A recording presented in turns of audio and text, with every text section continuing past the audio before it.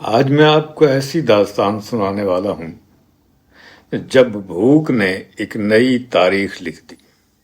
بھوک انسان کو صرف کھانے پر مجبور نہیں کرتی، وہ اسے نئے کھانے ایجاد کرنا بھی سکھاتی ہے۔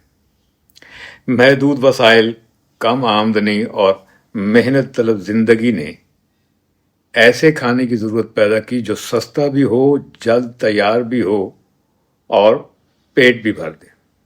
شاید اسی ضرورت نے دنیا کی ایک مقبول ترین غذا کو جنم دیا، جسے آج ہم پیزا کہتے ہیں۔ یہ داستان شروع ہوتی ہے اٹلی کے شہر نیپلز سے۔ 18ویں اور 19ویں صدی کا نیپلز ایک مصروف شہر تھا۔ بندرگاہوں پر جہاز آتے جاتے تھے، بازار آباد رہتے تھے اور ہزاروں محنت کش صبح سے شام تک مشقت کرتے تھے۔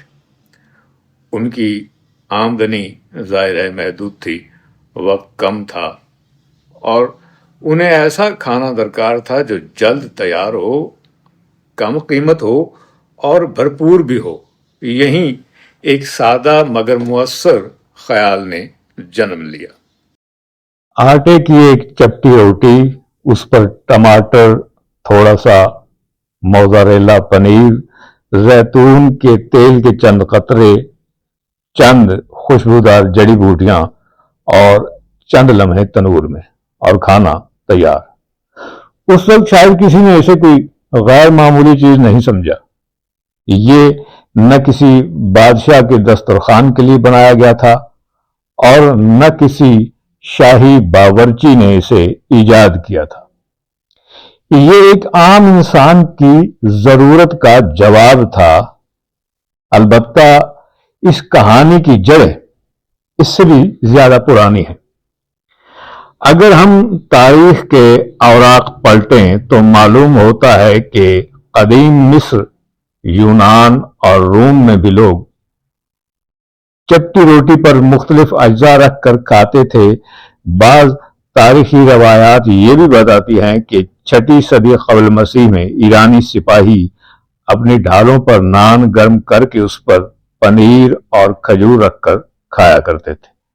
ہمارے یہاں بر صغیر میں بھی صدیوں سے بیسن، مسالوں یا دیگر اجزاء والی روٹیاں تیار کی جاتی رہی ہیں۔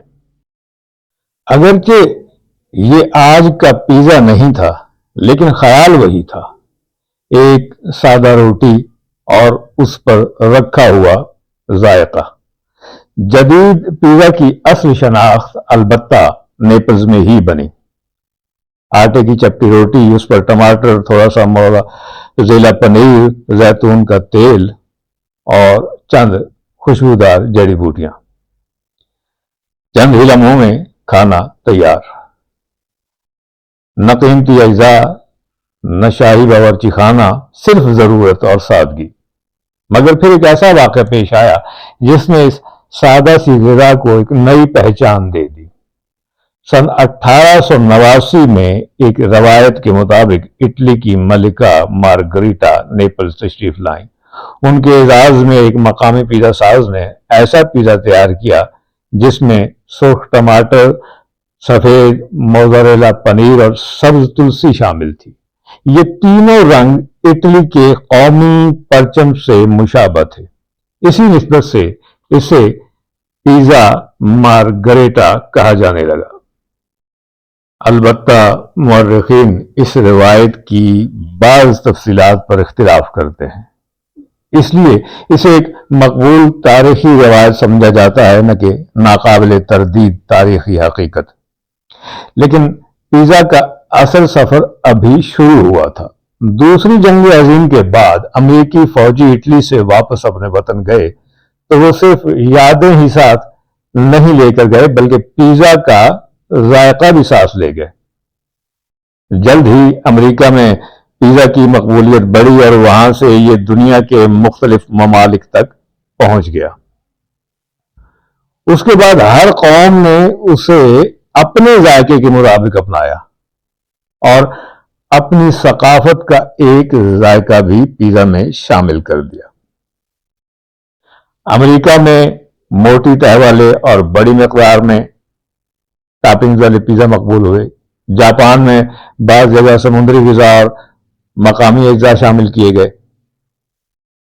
کئی ایشیائی ممالک نے اپنے مسالوں اور ذائقوں کو اس میں سمو دیا۔